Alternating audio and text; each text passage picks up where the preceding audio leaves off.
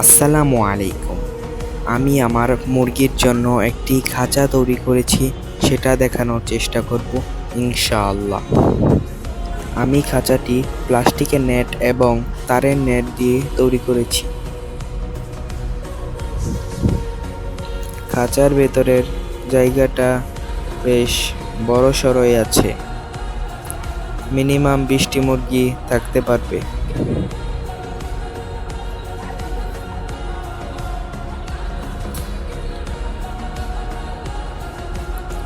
প্লাস্টিকের নেট মোটাটা, তারের নেট, দরজাটা কাঠের দিয়েছি। এই খাঁচাটা বানাতে কত টাকা খরচ পড়েছে পরের ভিডিওতে সেটা নিয়ে আলোচনা করব ইনশাআল্লাহ।